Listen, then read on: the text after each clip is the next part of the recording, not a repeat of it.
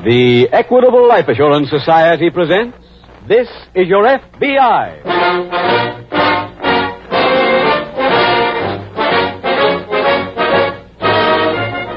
This is Your F.B.I., the official broadcast from the files of the Federal Bureau of Investigation.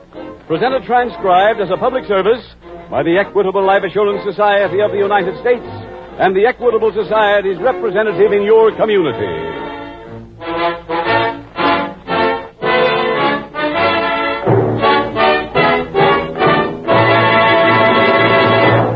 In the Equitable Life Assurance Society, more than 4.25 million members are banded together for mutual security.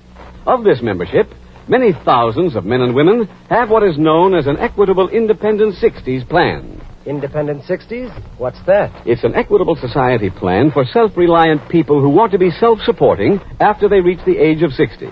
Does that describe you? Then you'll want to listen carefully in about 14 minutes when I give full details on the Independent 60s plan, offered by the Equitable Life Assurance Society of the United States.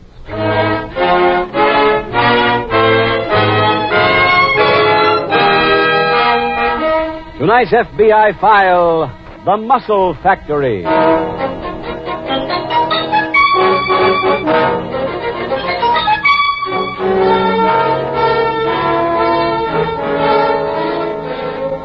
In recent months, there has been a full-fledged period of debate in the British House of Parliament on the current crime wave now confronting the people of England. At approximately the same time, the Rules Committee of the United States Senate voted a large appropriation to pay for an investigation into the crime picture in this country. In Australia, the newspapers of Sydney and Melbourne have run editorials demanding that something be done before, as they put it, the nation falls into the hands of people who, in appearance and conduct, seem to have been inspired by a Hollywood gangster film. Everywhere, the world over, crime is becoming more and more of a problem, is threatening to make decency an outmoded word. It is probably safe to say that the earth has never been without crime, but it is likewise true that never in the history of man has there been so great a disregard for law. In the past year, for example, more than 3 major crimes were committed somewhere in this nation every minute of every hour around the clock. Some of them were committed by the mentally ill, some by the hungry, and some by hapless victims of circumstance. Their misdeeds can be misunderstood, but they are not the scourge of law enforcement officers today, for given a sufficiency of manpower, they can be curbed. However, a great number of crimes are committed by those who control the illegal activities that take place in various localities, and these men are more difficult to get to. They operate in the realm of big business, behind a facade of respectability, and until they are wiped out, crime will remain a menace to every decent person in every state.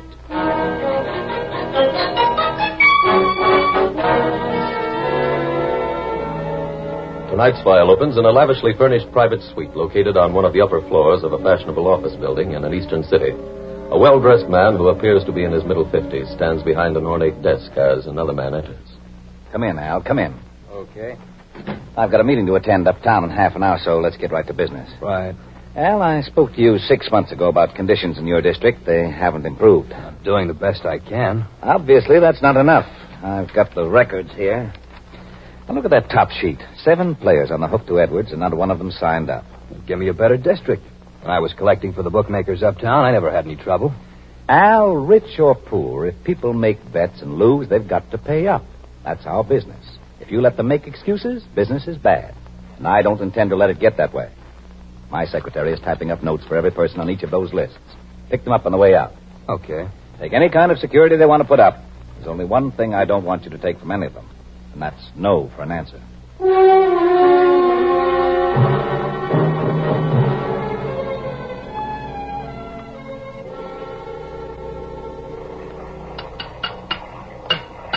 Roy, Yeah, honey? number 5 machine is stuck. Well, I'll get to it just as soon as I fix this one. How long will that take? Oh, about 15 minutes. Uh-oh. That means trouble. Why? Well, 3 customers are waiting now. Oh, you know what they'll say, Roy. Why should I bring my wash to self-service laundry? You always have to wait. I can do it quicker at home in the tub. Oh, Edith, you can handle that. Tell them about us. Show them your engagement ring. And drive them out of the place? Hey, now, wait a minute. Well, I'll think of something clever. I hope. Okay. Mike. Yeah. You talking to me? Yeah, does Roy Whitley work here? Yeah, I'm Roy Whitley. I want to talk to you. Oh, look, if it's about the washing machines, we've had a lot of come trouble. about that money you owe Mr. Cook. Who? Cookie, your bookmaker. Oh. Well, I told him yesterday I'd pay him as soon as I could. You still own that 1940 Buick? Yeah? Okay, you can put that up as security and we'll make you a loan. A loan? Who are you? I represent a loan company. Your bookmaker don't like to wait, so we arranged to pay him for you. Huh? Just sign these notes, then you give us $20 a month for a year, and you're all square. Hey, wait a minute. I only owe Cookie $200. $20 a month comes to $240. We're entitled to a little interest. Yeah, I guess so, but... just suppose some month I can't pay the $20. We sell your car, take out the balance you owe us, and give you the rest. You see, this is a legitimate loan company I work for. Everything's on the up and up. I don't want to sign them. Okay. I'll leave them with you. Here, take this envelope, too. What for? So you can have the notes in the mail by tomorrow.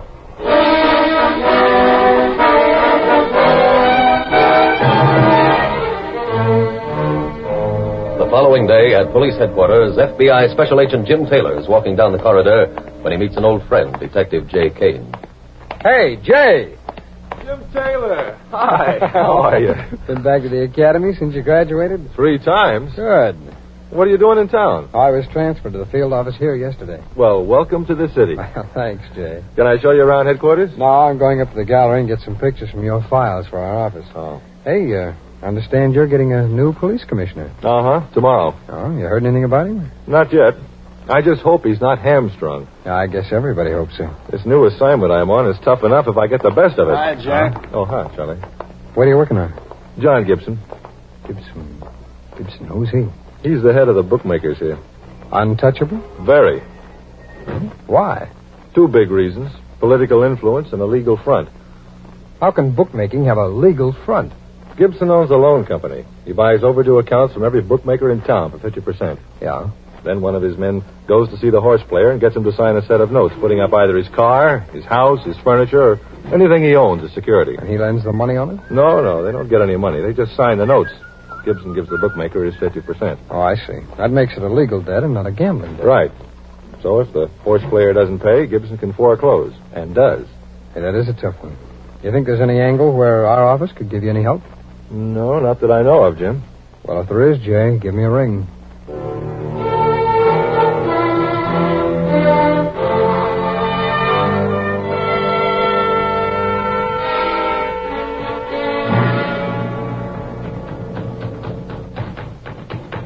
Hey, Buck. Yeah? Come here, will you? What do you want, Al? Give me a rub down. Work on his shoulder, will you? I'm all tightened up. Okay, stretch out. Yeah. Any of the boys been around? No, not yet. Had a customer, though. Yeah, who? Some guy who just walked in off the street. He seen the sign and thought this is really a health club. What did you do? I give him one of my special rub-downs. Don't think he'll come back. Oh, what's that? Me. All right, Chief. Where are the boys? Here's Al. Oh, Hello, John. I've been looking for you. Am I in trouble? No, your district is coming in fine. All but 4 came through. I'll go see him this afternoon. You got a list? Uh-huh. Here you are. How tough should I get? Well, they got a new police commissioner. I haven't been able to make any arrangements with him yet. Will you be able to? Yeah, I think it can be handled. Well, if you can, Chief, get him down here and I'll give him one of my special rub-downs. I don't think that'll be necessary. Buck, I want you to go out with Al this afternoon. You want to use muscle? Not necessarily, but there's no harm in showing these people we've got some in case we need it.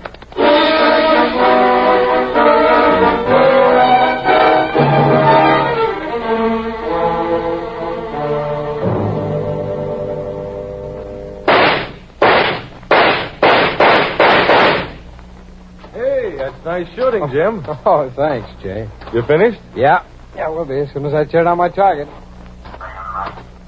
How's the new commissioner? Jim, you wouldn't know the department. Huh? He's only been on the job 3 days, but he's really interested in fighting the hoodlums around here. No matter whose toes he steps on? That's right. He sent word around that he wants every man on the force to know from now on there's no connection in this town between political influence and law enforcement. Huh? Jim, I'll give you just one idea of the changes at headquarters. You probably know this department never cooperated completely with the F.B.I. before. Yeah, I've heard about it. The first thing I asked was permission to send the fingerprints of everybody in town who's ever been arrested for bookmaking to Washington. And you got permission? Prince went to Washington 2 days ago. Good. Had any answer yet? No, but I'm hoping when I hear from your ident section, we'll be able to come up with a federal angle. Well, Jay, let me know if you do.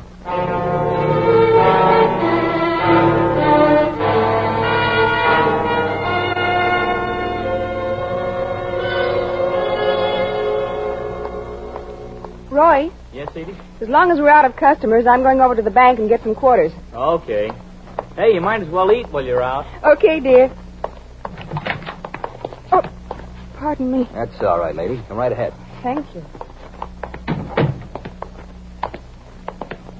Can I show you, Jump? Hello, Whitley.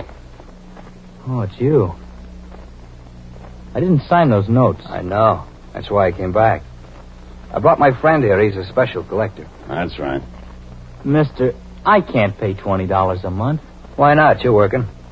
Well, I'm going to get married. Ha! If you can't pay, why'd you bet? Well, I never bet on horses before, but, well, a friend of mine came in here, and he said he was getting tips. And I wanted to buy a ring for my girl. You're breaking my heart. It's true. I didn't know how deep I was getting in. After that first day, all I wanted to do was to get even. You knew how much you were betting, didn't you? No. My friend called me, and he gave me the names of 5 horses. He said to bet on all of them and make it a $10 round robin. I figured it was all right to bet $10. A $10 round robin on 5 horses cost you $100. Yeah, I found that out. It's a very sad story. You still got those notes? Not here. Yeah, then here's another set. Just sign these. No. Okay. Buck, lock the door. All right. Look, you're not scaring me. Al. Yeah. You want I should pull down the sheds? Good idea. Look, get out of here, both of you. Buck, Yeah. you take over. Okay. What do I do now? Just keep up the treatment. He'll sign the notes.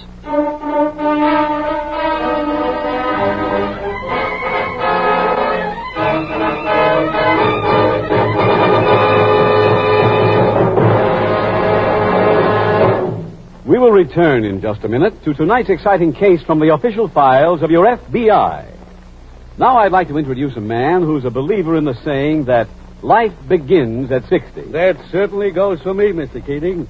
I've had more fun since my 60th birthday than in all the rest of my life put together. Well, Mr. Doyle, I understand that's largely due to the Equitable Independent 60s plan you started 24 years ago. Today, the plan is all paid up, and you've quit work to enjoy the 3 freedoms of an Independent 60s plan. Right. First, freedom from money worries and job worries. Financial independence. The good old Equitable Society mails me a check every month, and it's mighty welcome. Second, with an Equitable Independent 60s plan, you're free to live anywhere you choose. We've moved to a little place near Santa Barbara, California. Third, you have freedom to do all the things you've always wanted to do. Well, I've always been interested in raising and training bird dogs, Mr. Keating. That's how I spend my spare time now. And yet there was once a time when you thought you couldn't afford an Equitable Independent 60s plan. That's so. Then my Equitable representative proved to me that I could. It's a fact. You don't have to earn big money to begin an Equitable Independent 60s plan. Ask your Equitable representative to explain why you probably have a big head start towards Independent 60s because of Social Security and life insurance already owned. Often only a small amount of additional insurance is all that's required. A few dollars a week did it for me. Friends, why not take a leaf from Mr. Doyle's book? Why not phone your Equitable Society representative without delay? Or send a postcard care of this station to the Equitable Society. That's EQUITABLE. The Equitable Life Assurance Society of the United States.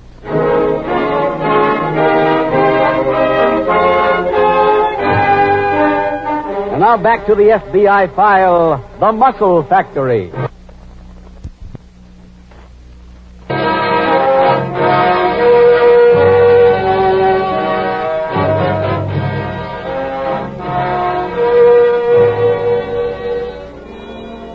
reading your daily newspaper or listening to your favorite news program on the radio, many of you undoubtedly have come to realize how often the preponderance of all news concerns crime.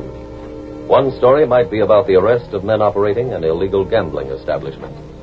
A second article might feature the seizing of slot machines or books of tickets for the numbers racket. Another item might concern a police raid on a bookmaking office. Any or all of those incidents would catch your interest for a moment, but only for a moment. That would be neither unusual nor wrong. For if you are an ordinary decent citizen, the reports would merely indicate the presence of a lawless element in your city, which would not surprise you. However, there is more of a connection between those above-mentioned items than is obvious, except to law enforcement officers. Those crimes, the running of a gambling establishment, the selling of numbers tickets, the installation of slot machines, the operation of a bookmaker's office, are all part of one tremendous pattern. They are part and parcel of organized crime, of the criminal empires which control the political machines of a number of our cities. Look in almost any part of the nation, and you will find men like the boss you are meeting tonight. Unfortunately, for each one who is destroyed, 3 spring up to take his place. And even more unfortunately, they are gaining in strength every day, gaining a stranglehold on more and more American communities.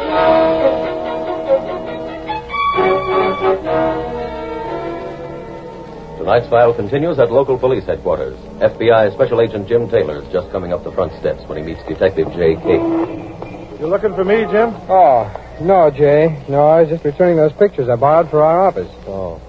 Any word back from Washington yet on those fingerprints? Not up to 10 minutes ago. How you doing with the bookmakers? That case may have been broken wide open late yesterday afternoon, Jim. No, what happened? A young man named Roy Whitley was found badly beaten. Where? In the place he works at, one of those self-service laundries. What? Oh, certainly. Jay, you think Gibson is tied into the beating? I can't prove it legally yet, but I'm positive he is. Oh, why? An envelope containing promissory notes made out to Gibson's loan company was found in Whitley's furnished room. Are they signed? No. The way Gibson operates is to leave the notes with the person in debt to the bookmaker so he can sign and mail them in. I see. My theory is that Whitley refused to go through with the deal, and Gibson sent some muscle to see him. Has the victim identified his attackers? He's not available for questioning yet. He's in a coma at the city hospital. Have you been to see Gibson? I'm on my way there now, Jim, so wish me luck.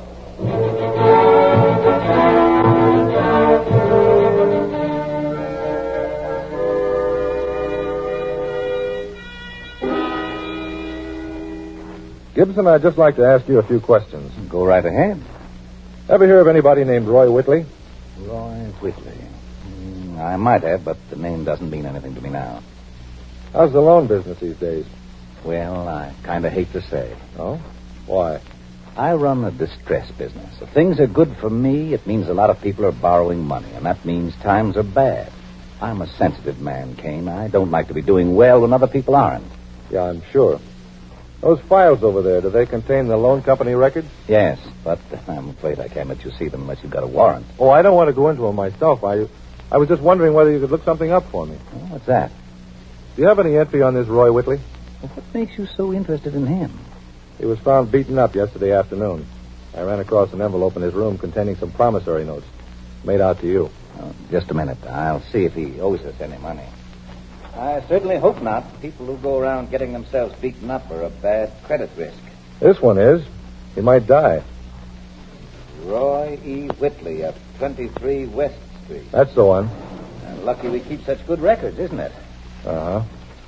How much does he owe you? Not a penny. Huh? This paper shows he applied for a loan on a 1940 car he owns. We looked into it and refused his application. When was that? A week ago. Are you looking for the person who beat him up? Yes. You don't know where I can find him, do you? I might. Where? He undoubtedly owed somebody some money that he had to repay in a hurry. When he couldn't get the loan on the car, he didn't pay this other person. You wouldn't know who this other person is, like maybe a bookmaker. Mr. Kane, you're not serious. Yeah, I am. But I can see that questioning you is going to get me nowhere. If it's any comfort, you're much better at questioning me now than you used to be. That's from practice, Mr. Gibson. And if what they say is true, maybe next time I'll be perfect.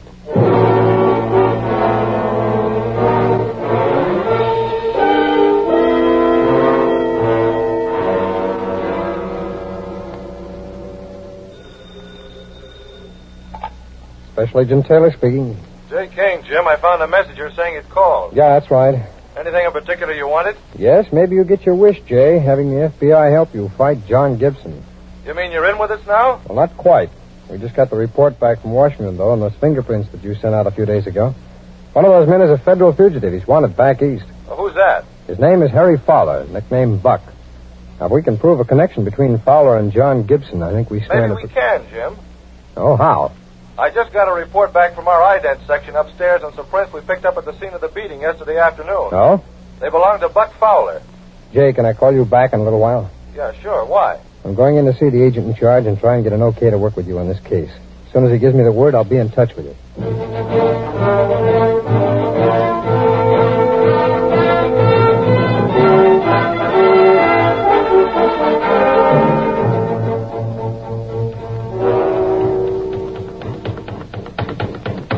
John's been in, Buck? Not today. Still sore, I guess. About what? The slugging you gave the kid. What's he sorry about? That's what I get paid for, ain't it? You want to rub down? Yeah, might as well. Shoulder's kicking up again. You're Buck Fowler, aren't you?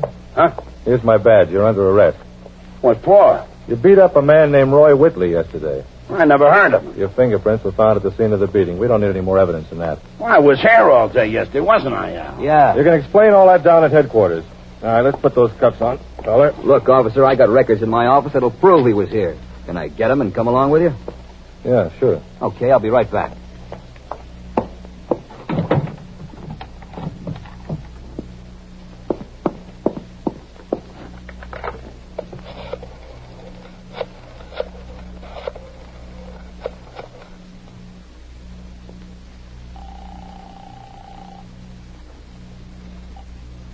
Gibson Company. This is Al, Gracie, the chief in. He's busy right now. Look, this is important. Well, just a minute. Hello, Al. The cop just came in, put the collar on Buck for beating up that Whitley guy. Oh, that's fine. How'd you know Buck was in it? They found his fingerprints at the laundry. You don't have to worry about it, though. Why not? I just locked Buck and the cop in the handball court.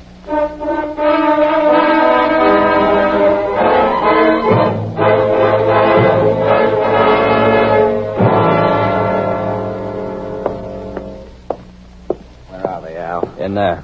Get me a gun. There's one in the locker right behind you. On the bottom, underneath the sweatshirt. I've got it. What are you going to do? See this cop. I want to make sure I get to do the talking. Oh. When I give you the sign, throw the door open. Right. Go ahead. All right, come out of there. Hello, Gibson. Hello, Kane. Hey, take these cuffs off me. Al, get the keys from the cop's pocket. Right. Kane, I understand you came here to arrest one of my friends. That's right. Then let me ask you a question. I think this gun here entitles me to that privilege. Go ahead. I want to get you off my back. Now, would you like to make a deal? I'll give you $200 a week, cash. No questions asked. I think you know the answer to that one. It's no. Independent bum, ain't he? Al, put the cuffs on Kane. Gotcha. Now, let's take him to the steam room. Just walk in front of me, Kane. Move, copper. I thought you were smarter than this, Gibson. I consider this a very smart move. We can say you came here looking for Buck, walked into the steam room, the door jammed shut, and you were stuck. Stuck in a temperature of 220 degrees. Open the door, Al. Okay. Care to reconsider, Kane? No. Push him in, Buck. All right. All right, Al. Turn up the steam. All the way? All the way.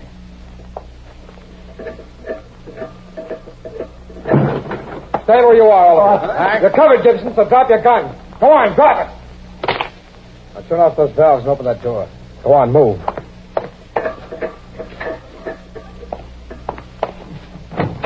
Jay. Jay, you all right? Yeah, I'm okay, Jim. Thanks. Good. Let's get those cuffs off of you and take this gang down to jail.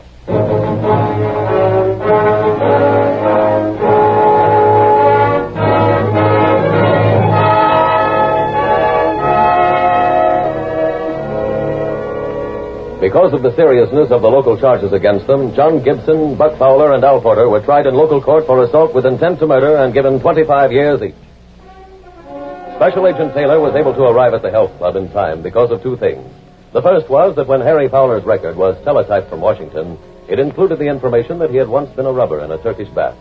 Then Agent Taylor learned that among his other holdings, John Gibson owned a health club which his men used as a hangout. Agent Taylor reasoned that Detective J. Kane, also knowing that, would head there to arrest Harry Fowler. By arriving when he did, Agent Taylor, as you have seen, not only saved the life of a fellow law enforcement officer, but also was able to get enough evidence on John Gibson to break up his mob, and thus to wreck his hold on the city. The people of that particular community, who had previously been indifferent to Gibson's machinations, were shocked at the revelations at his trial. They took their opportunity to change things shortly thereafter when the next election came along, and they were able to vote in a new, clean administration. The John Gibsons of this country are still in power in many places, and only you can get rid of them, for only you can cast your ballot at the polls. Your FBI does not wish to intimate that every local administration is venal, but some are. And if the one in your community is, don't expect anyone else to fix things. You can fix them at the polls.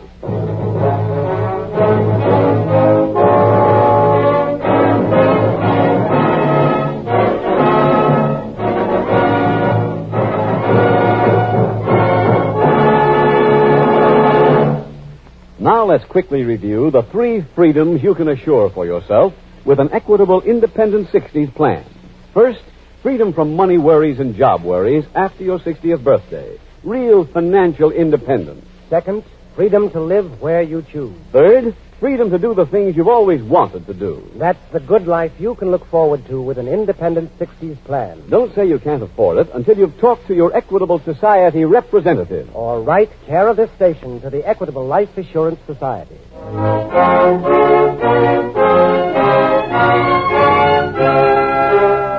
Next week, we will dramatize another case from the files of the Federal Bureau of Investigation. A capsule retelling of the career of an egocentric thief. Its subject, armed robbery. Its title, The Handsome Heel.